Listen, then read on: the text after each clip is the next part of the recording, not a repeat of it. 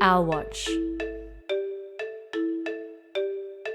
Vicarious trauma and harassment are common experiences for those who report on violence against women. Our Watch asked some media experts for their advice on how to deal with these issues. TRACEY Spicer, journalist and social commentator. The vicarious trauma can be incredibly difficult to deal with because you feel guilty about complaining about it. You think the person that I've reported on has gone through a much worse time than I have. You know, why am I getting upset about this? MANPREET SINGH, journalist, Radio Punjabi, SBS. As journalists, we tend to think, we deal with bad news stories all the time and it's fine. But having to speak to a lot of victims of family violence and hear those horrific stories, all of that plays with you, much as you want to keep a clear distance between yourself and your subject, your talents, but you can't help being a human and you are affected. What advice can you give to those dealing with vicarious trauma? Kate McMahon, OAM, psychologist, Managing Director, Dart Centre, Asia Pacific. It's about limiting your exposure as much as possible. So having yourself exposed to the trauma for the moment to get enough for what you need for the story. ADRIAN, LOWE, news editor, The Age. Know your limits and to not be afraid or concerned about stigma about speaking out. There is such a thing as secondhand trauma or vicarious trauma, and you need counselling and help to get through it. I found colleagues to be a help, people who had worked in the area that I had or were currently doing it at that time, who were able to share experiences with and know that you weren't doing this alone. Melissa DAVEY, journalist, The Guardian. When I see that my colleague's written a particularly harrowing story or a difficult story, just even sending an email saying, hey, are you okay?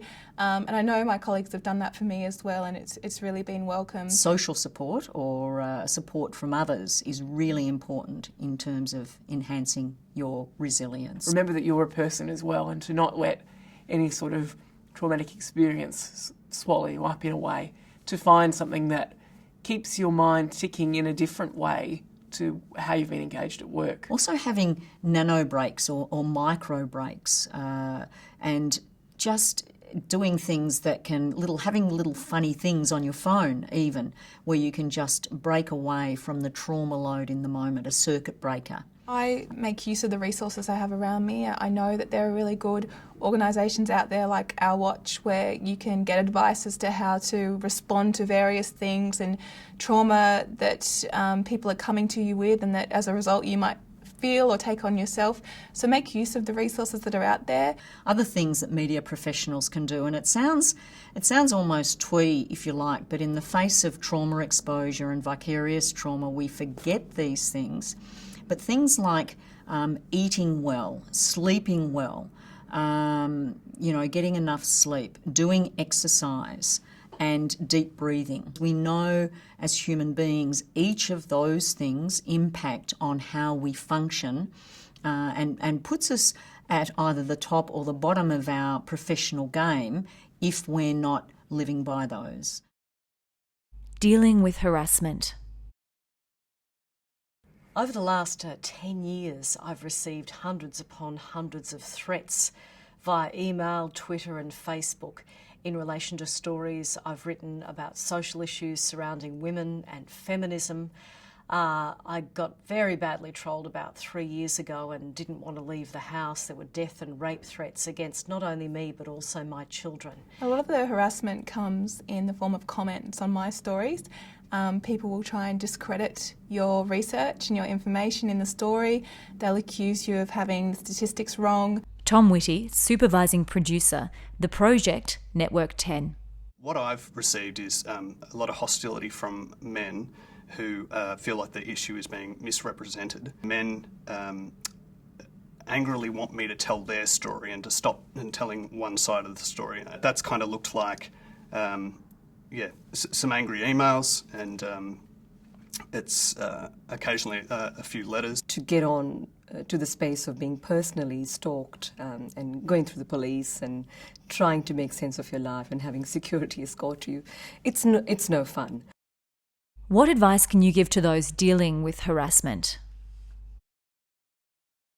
It's really important to talk to your colleagues, to talk to your friends, to talk to your employer, if you're freelance, to talk to your union, or you can contact us, Women in Media, and then to find out what steps you can take. The best way for me to deal with it was to speak to someone at work who I knew would be able to look after me personally, in my mental space, and also ensure my physical safety, because that was really important. I try to just, first of all, ignore it, which it can mean not reading the comments on stories or not responding to people on Twitter, just immediately blocking them. Using the mute function on Twitter, it's very handy. I've also made the decision to step away from Facebook and that sort of thing.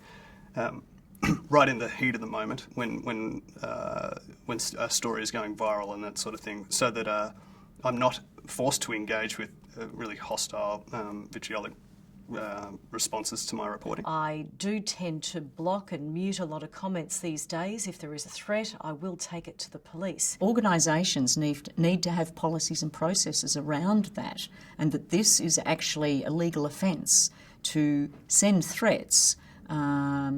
Trolls sending threats, death threats, harassment type threats is actually illegal.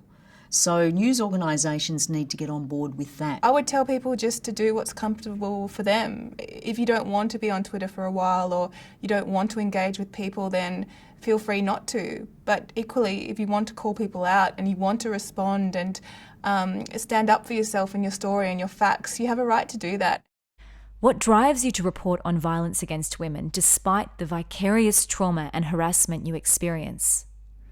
I know I've had one harrowing experience, but that's never going to deter me from keeping on this path, because I know the number of women that have benefited from the work that we've done. Survivors of family violence come to me and tell me that the work that I'm doing has helped them and that they've felt supported and believed through the work that I'm doing. It's impossible not to feel like it's important work and to keep going with it, as distressing as it can be at times. What motivates me to keep reporting on this is that this issue is just so serious. It affects so much of the community. People like myself who are privileged enough to work in the media have a responsibility to engage with this issue and do what we can to help end violence against women. There's a lot of people out there who are powerless and who want to affect change. There are a lot of people out there who are victimised, and to be able to give them some kind of power and voice is priceless. With kind thanks to those who gave their time to participate in this production: TRACEY Spicer, Tom Whitty, MANPREET SINGH, Melissa DAVEY, ADRIAN LOWE, Kate McMahon. For further information and resources, visit www.ourwatch.org.au. For assistance in dealing with vicarious trauma associated with violence against women, visit www.1800respect.org.au.